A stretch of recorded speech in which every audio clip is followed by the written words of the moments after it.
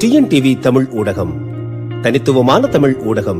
ஒரு இனத்தை அழிப்பது என்றால் அவர்களுடைய மொழியை அழிப்பது, அதற்கு பிறகு அவர்களுடைய நூல்களை அழிப்பது, அவருடைய பண்பாட்டை சிதைப்பது, அவர்களை ஒழுக்கமற்றவர்களாக மாற்றுவது, அவர்களை பொருளாதார ரீதியாக நசுக்குவது, பிறகு அவர்களை அடிமைகளாக மாற்றுவது, ஏழை அடிமைகளாக மாற்றி, கொத்தடிமைகளாக மாற்றி அவர்களை கொஞ்சம் கொஞ்சமாக அப்படியே சுருக்கி விடுவது, ஒடுக்கி விடுவது, நசுக்கி விடுவது. இதுதான் இன அழிப்பினுடைய தொடர் நடவடிக்கைகளாக உலகெங்கிலும் பன்னெடும் காலமாக நாம் அறியப்பட்டு வரக்கூடிய ஒன்றாக இருக்கிறது. அந்த அடிப்படையில் தமிழ் இனத்தின் மீதான இந்த இன அழிப்பு என்பது பல 100 ஆண்டுகளாக தொடர்ந்து நடைபெற்று கொண்டே இருந்தாலும் தமிழ் தம்மை தற்காத்து கொண்டே வந்திருக்கிறது. தமிழர்கள் தங்களை தற்காத்து கொண்டே வந்திருக்கிறார்கள். அதற்கு ஏற்ப தமிழர்களும் அவர்களுடைய மரபணுவிலேயே தங்களை தற்காத்து கொள்ளக்கூடிய அந்த சிறப்பு ஆற்றல் பெற்றதாக இருக்கிறது. ஆனால் நீங்கள் இலங்கையில் நடைபெற்ற இந்த இன அழிப்பு என்பது கடந்த 30-40 ஆண்டு காலமாக நாம் வாழக்கூடிய காலத்திலேயே, எங்களை போன்றவர்கள் வாழக்கூடிய காலத்திலேயே இதை பற்றி பார்த்திருக்கிறோம். அடுத்த தலைமுறை இதையெல்லாம் கேட்கக்கூடிய நிலையில் சமகாலத்தில் தான் இருக்கிறோம் அப்படின்னு பார்க்கிறோம். ஏன்னால் பாதிக்கப்பட்டவர்கள் இன்றும் அதே அளவு பாதிப்போடு சமகாலத்தில் தான் இருக்கிறார். 14 ஆண்டு காலம்தான் ஆயிற்று அந்த பாதிப்பிலிருந்து அவர்கள் அந்த நேரடி பாதிப்பிலிருந்து அவர்கள் விலகி 14 ஆண்டு காலம்தான் ஆகிறது. 2009 வரையிலும் கிட்டத்தட்ட 30-35 ஆண்டுகள், 3.5 தசாப்தங்கள் என்று சொல்வார்கள். அதுபோல நீங்கள் அங்கே அந்த இலங்கை மண் என்பது எப்படிப்பட்டதாக இருந்ததுன்னு பார்த்தீங்கன்னா, நீங்கள் வரலாற்று ரீதியாகவே இந்த பௌத்த வரலாற்று ரீதியாகவே நீங்கள் பார்த்தீங்கன்னா, பௌத்தத்தினுடைய மிக முக்கியமான நூலான மகாவம்சம் என்ன சொல்லுது, விஜயன் என்கிற ஒரு இளவரசன் அவரோடு ஒரு 700 நண்பர்கள், 700 பெண்களை கலிங்க நாடு, தற்போது இருக்கக்கூடிய ஒரிசா, அந்த ஒடிசா நாட்டிலிருந்து அப்போதைய அந்த நாட்டை ஆண்ட மன்னன் இவர்களை நாடு கடத்தி விடுகிறார். அதில் ஒரு கப்பல் மூலமாக வைத்து நாடு கடத்தும் போது அந்த கப்பல் மாலுமி இல்லாத கப்பல் வச்சு கடத்திடுறாங்க. அது அந்த காலத்தில் என்ன பண்ணுவாங்க, அது எங்கே போய் தரத்தட்டி நிற்குதோ அங்கே போய் நின்று வாழ்ந்துக்கணும், அதுதான் அடிப்படை. அப்படி இவருடைய கப்பல், விஜயன் கப்பல் செல்லும் பொழுது அது இலங்கையில் போய் தரத்தட்டி நிற்குது. கீழே இறங்கி பார்க்கிறார்கள், தாமிரபரணி, பூரா தாமிரம் இருக்கிறது அந்த ஆற்றில், தாமிரபரணி என்கிறார்கள். அந்த தாமிரபரணி தான் இன்னைக்கு திருநெல்வேலி தமிழ்நாட்டில் இருக்குது, அங்கேயும் திருநெல்வேலி இருக்குது. இது ஒரு வரலாற்று தொடர்பு. இடைப்பட்ட காலங்களில் நாங்கள் அந்த இடைவெளி ஏற்பட்டு விட்ட காரணத்தினால் நம்ம இந்த ஆறுகளை எல்லாம் தற்பொழுது அது வேறு நாடு இது வேறு நாடு என்பதை போல பார்க்கிறோம். அப்படி இருந்த அந்த காலகட்டத்தில் பார்த்திங்கன்னா, அங்கே பூர்வக்குடியாக மக்களாக இருந்த தமிழர்கள் இருக்கிறாங்க. இவங்க 700 1400 பேர் தான் இறங்குறாங்க. வெளிநாட்டிலிருந்து அவர்கள் இறங்கக்கூடியவர்கள் என்று பார்த்தால், இந்த ஒடிசாவிலிருந்து கலிங்க நாட்டிலிருந்து வந்த விஜயன் தலைமையிலான அந்த குழு மொத்தமே 1400 பேர் தான். அவர்கள் தான் அங்கே வர்றாங்க. அதற்கு பிறகு அந்த மக்களோடு கலந்து அவர்கள் கொள்வன கொடுப்பனெல்லாம் வருது. அதுதான் இன்று பார்த்திங்கன்னா பிற்காலத்தில் சிங்கள பேரினவாதமாக அது உருவாகி இருக்கிறது அப்படின்னு பார்க்குறோம். இப்போ 2,20,00,000 பேர் மக்கள் தொகை இருக்காங்க. இவங்க எவ்வளவு 1400 பேர் தான். நம்ம ரொம்ப ஒரு நடைமுறையாக யோசிப்போம். அப்போது எப்படி சிங்களர்களாக அவங்க மாறினாங்க அப்படிங்கும்போது அங்கே பௌத்த மதம் உள்ளே நுழைகிறது. பௌத்த மதம் நுழையும் போது பலர் பௌத்தத்துக்கு தமிழர்களே பௌத்தத்திற்கு தழுவுகிறார்கள், பௌத்தத்தை தழுவுகிறார்கள். அதன் காரணமாக அவருடைய மொழியும் அப்படியே மாற்றம் பெறுகிறது. எனவே பூர்வகுடி மக்கள் தான் பெரும்பான்மையாக தற்பொழுது சிங்களவர்களாக பிற்காலத்தில் மாறினார்கள் என்பதுதான் இலங்கையினுடைய அடிப்படை வரலாறு. எனவே இது பூர்வகுடி தமிழ் மண்ணில் இங்கே பௌத்தம் உள்ளே நுழைந்த காரணத்தினால் அவர்கள் சிங்களவர்களாகவே மாற்றம் பெற்றுட்டாங்க பெரும்பாலானோர்.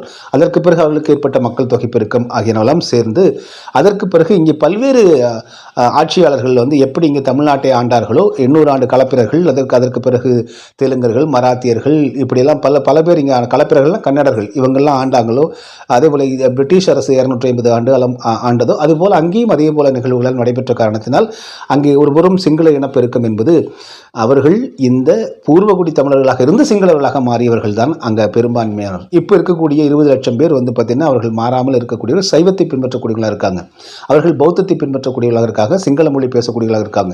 இன்னும் இன்று இருக்கக்கூடிய சிங்களவர்கள் என்று சொல்லக்கூடியவர்கள் எல்லாம் பல பேர் பார்த்தீங்கன்னா பூர்வகுடி தமிழர்களாக தான் இருந்திருக்கிறார்கள்.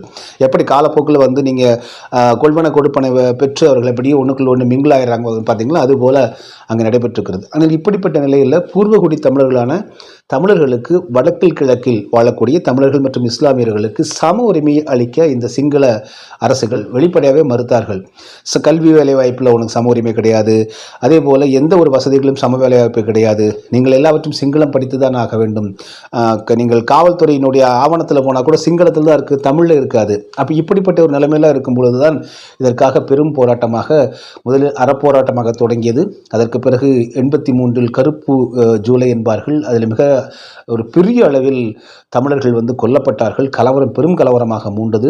அதற்கு பிறகுதான் நீங்கள் வந்து பார்த்தீங்க அப்படின்னா, சரி இது வந்து நம்ம அறப்போராட்டமாக ஒருபுறம் இருந்தாலும் நம்முடைய கோரிக்கை சம உரிமை கேட்பதாக இருந்தால் அதற்கு தீர்வு கிடைக்காது, எனவே எங்களுக்கான தனி நாட்டை கொடுத்து விடுங்கள் என்கிற கோரிக்கை தான் வட்டுக்கோட்டை என்கிற இடத்தில் தந்தை செல்வா தலைமையிலான தமிழ் பெரும் தலைவர்கள் எல்லாம் கூடி எடுத்த முடிவு. எனவே தனி மனிதர்கள் எடுத்த முடிவு அல்ல. இவர்கள்ட்ட நம்ம கேட்டு பார்த்தோம், பலன் இல்லை, நீ கொடுத்துரு, நாங்களே ஆட்சி ஆண்டு கொள்கிறோம் என்கிற அந்த ஒரு முடிவுக்கு தமிழர்கள் தள்ளப்பட்டார்கள். இப்படிப்பட்ட நிலையில் தான் இளைஞர்கள் சிலர் என்ன பண்ணாங்கன்னா, இவங்ககிட்ட பேசிகிட்டு இருந்து பிரயோஜனம் இல்லை. அது கருப்பு ஜூலைக்கு பிறகு மிகப்பெரிய ஒரு மன அழுத்தத்திலும் மிகப்பெரிய கோபத்திலும் இருந்த இளைஞர்கள் அவர்கள் ஆயுதம் ஏந்த தொடங்கினாங்க. அப்படி ஆயுதம் ஏந்த தொடங்கி அப்புறம் பல குழுக்கள் வந்து துரோகிகளாக மாறிவிட்ட நிலையில் அவற்றையெல்லாம் ஒதுக்கி தள்ளிவிட்டு ஒற்றை இயக்கமாக பேரியக்கமாக மேதகு தலைவர் அவர்களுடைய தலைமையில் விடுதலை இயக்கம் வந்து பெரிய அளவில் 30 ஆண்டு காலம் போர் புரிந்து தனி நாடே அமைத்தது. வட்டுக்கோட்டையில் என்ன தனிநாடு கேட்டார்களோ அதை தாங்கள் விரும்பி கையிலேந்தவில்லை தமிழர்கள் ஆயுதங்களை. அவர்கள் ஆயுதங்களை திணித்தார்கள். தமிழர்கள் கையில் திணிச்சு வாடா எங்கிட்ட சண்டை போடுறாங்க, சரிடா நாங்களே சண்டை போடுவோம்னு சொல்லிட்டு திருப்பி சண்டை போட்டு தான் ஒரு அரசாங்கத்தை அங்கே உருவாக்கினார்கள். அங்கே வங்கி, அதே தனி வரி வசூல் என்பதெல்லாம் முழுக்க ஒரு நாடு உருவாக்கப்பட்டது. ஆனால் அதற்கு பிறகு உங்களுக்கு தெரியும், கெடுவாய்ப்பாக கிட்டத்தட்ட 7 நாட்டு இராணுவம் மற்றும் ஆலோசனைகள், ஆயுதங்கள், இந்தியாவினுடைய ராடார் உள்ளிட்ட பல்வேறு வசதிகளை கொண்டு 2009 இறுதியாக ஒரு 1.5 லட்சம் பேர் கொத்துக்குண்டுகளால் கொல்லப்பட்டு அங்கே போர் முடிவுக்கு கொண்டு வரப்பட்டது. அதுவும் ஒரு நாடு 2 நாடுகள் 7-8 நாடுகள் சேர்ந்து இணைந்து செய்தன என்பதை நம்ம பார்க்கிறோம். அதற்கு பிறகு தற்பொழுது உலகெங்கிலும் சென்றிருக்கக்கூடிய 180 நாடுகளுக்கு மேலாக இருக்கக்கூடிய தமிழர்கள் அகதிகளாக வாழ்ந்து கொண்டிருந்தாலும் அந்தந்த நாட்டில் அவர்கள் தற்பொழுது வந்து குடியுரிமை பெற்று அங்கே அவர்கள் நற்பெயர் பெற்று அங்கிருந்து கொண்டு அரசியல் ரீதியான தொடர் போராட்டங்களை நடத்தி கொண்டே இருக்கிறார்கள். தங்களுக்கான நீதி கிடைக்க வேண்டும், தங்களுக்கான பொது வாக்கெடுப்பு நடத்த வேண்டும், அங்கே ஈழத்தில் தங்களுக்கு எல்லா தமிழர்களும் ஒன்று சேர்ந்து பொது வாக்கெடுப்பு நடத்தி எங்களுக்கு அங்கே தனி நாடு கொடுத்து விட்டால் போதுமானது என்கிற கோரிக்கையோடு இருக்காங்க. அல்லது கூட்டாட்சி தத்துவத்தின் அடிப்படையிலாவது கொடுக்க வேண்டும் என்கிற 16வது திருத்த சட்டமெல்லாம் இருக்கிறது. ஆனால் அதற்கும் தற்போது குறிப்பாக இப்போது வந்திருக்கக்கூடிய அழகுமார திசுநாயக அரசு கூட அவர்கள் தெளிவாக ஒரே நாடு ஒரே மக்கள் தான், அனைவருமே சமமாக நடத்தப்படுவார்கள் போல அங்கு அவர்கள் தற்பொழுது முன்னெடுத்து சென்று கொண்டிருப்பதை பார்க்க முடிகிறது. எனவே ஈழத்தமிழர்களுக்கும் சிங்கள அரசுக்குமான அத்தகைய நிலைப்பாடுகள் தற்பொழுது நடைபெற்று கொண்டிருக்கின்றன. இந்த நிலையில் இன்னமும் 40,000க்கும் மேற்பட்ட மாவீரர்கள் தங்கள் உயிரை ஆயுதமாக்கி போராடினார்கள். 1.5 லட்சம் அப்பாவி மக்கள் கொத்தாக கொலை செய்யப்பட்டார்கள். 6 லட்சம் 7 லட்சத்திற்கும் மேற்பட்ட மக்கள் உலகெங்கிலும் அகதிகளாக வாழ்ந்து கொண்டிருக்கிறார்கள். இன்னமும் ஈழத்தில் நாங்கள் சம உரிமை கொடுக்கிறோம் என்று சொன்னாலும் கூட தற்பொழுது அங்கே இருக்கக்கூடிய வடக்கு கிழக்கில் வந்து நல்ல நட்புறவை மேற்கொள்வதற்கான முயற்சியில் அனுர்குமார திசுநாயக இறங்கியிருக்கார் அப்படிங்கிறத பார்க்கிறோம். இது ஒரு பாசிட்டிவான ஒரு முன்னேற்றமாக இருந்தாலும் கூட தமிழர்கள் தங்களுக்கான இழைக்கப்பட்ட அநீதி, அந்த போர் குற்றங்களில் ஈடுபட்டவர்கள் மீது தண்டனை, இப்படி 1.5 லட்சம் பேர் இழந்ததற்கான கொல்லப்பட்டதற்கான அதற்கான நீதி, 40,000 பேர் மாவீரர்களான நீதி, அகதிகளாக வெளியே வாழ்ந்து கொண்டிருக்கக்கூடிய நீதி, தங்கள் சொந்த இடம் சொந்த நிலம் உறவுகளை எல்லாம் விட்டு பல்லாயிரக்கணக்கான கிலோமீட்டர் மைல் தொலைவில் அங்கங்கே வந்து அகதிகளாக வாழ்ந்து கொண்டிருக்கிறார்கள், அவர்களுக்கான நீதி என்பதெல்லாம் இன்னமும் கேள்விக்குறியாகத்தான் இருக்கின்றன. அந்த கேள்விக்குறிக்கெல்லாம் நிச்சயமாக இலங்கை அரசாங்கம் இன்றிருந்தாலும் என்றாவது ஒரு நாள் பதில் சொல்லித்தான் ஆக வேண்டும். காரணம், இழந்த உயிர்கள் சாதாரண 1-2 உயிர்கள் அல்ல, 1.5 லட்சம் உயிர்கள் அங்கே தங்கள் இன்னுயிரை ஈர்ந்திருக்கிறார்கள். எனவே இத்தகைய தருணத்தில் அவர்களுக்கான நீதியும் அவர்களுக்கான தீர்வும் நிச்சயமாக இந்த உலகு அரசாங்கங்களும் அதேபோல் இலங்கை அரசாங்கம் கொடுத்துத்தான் ஆக வேண்டும். இப்படியே அவர்களை வந்து அனாதரவாக விட்டு வைத்திருப்பது இலங்கை அரசாங்கத்திற்கு தான் தலைக்குனிவை தவிர வேறு எந்த நாடுகளுக்கும் அல்ல, தமிழர்களுக்கும் கூட அல்ல.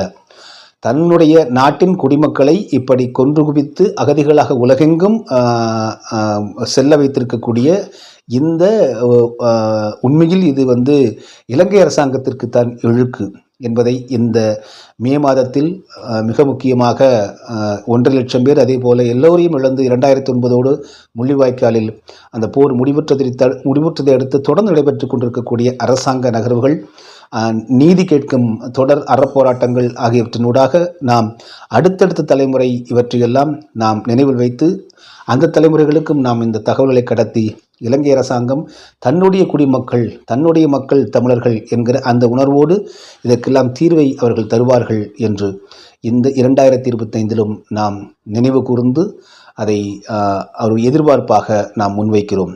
மீண்டும் மற்றொரு காணொலியில் உங்களை சந்திக்கிறேன். அதுவரை நன்றி, அன்பு, வணக்கம். டிஎன்டிவி தமிழ் ஊடகம், தனித்துவமான தமிழ் ஊடகம்.